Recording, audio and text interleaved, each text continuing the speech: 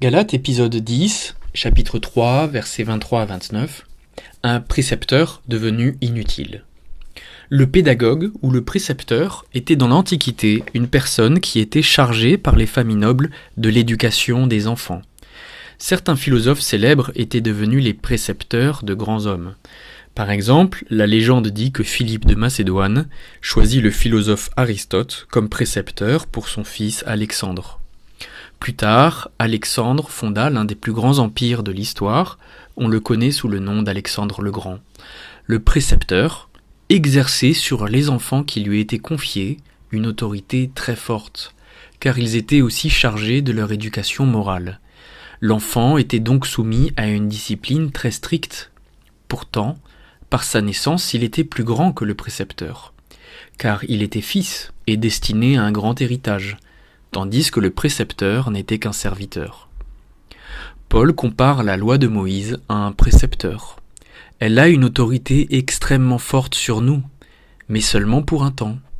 Lorsque Christ vient, nous sommes émancipés de son autorité parce que nous sommes, nous dit le verset 26, fils de Dieu, par la foi en Jésus-Christ. Nous sommes donc au-dessus de la loi de Moïse, parce que le Fils est au-dessus du précepteur.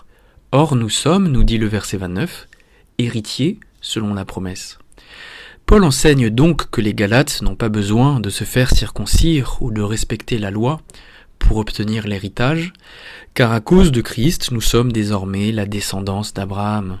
En effet, rappelez-vous qu'au verset 16 du chapitre 3, la descendance promise, c'était Christ lui-même. Or, dit-il au verset 29, « Vous êtes à Christ ». Le lien qui unit le chrétien à Christ est extrêmement puissant. Par l'évangile et la foi, le chrétien a été uni par un lien si fort que pour l'expliquer, Paul utilise deux images, l'immersion et l'habillement au verset 27.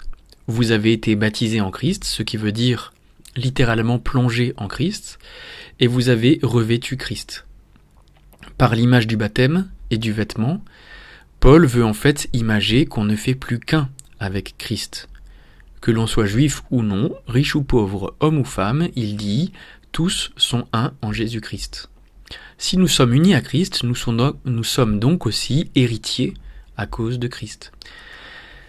Ainsi, nous comprenons que toute forme de légalisme est en fait contraire à l'Évangile, car le légalisme prône de rétablir un précepteur sur ceux qui ont été déjà nommés héritiers par la foi seule. Le légalisme propose à nouveau de soumettre les fils à une discipline alors qu'ils sont déjà devenus fils et héritiers par grâce.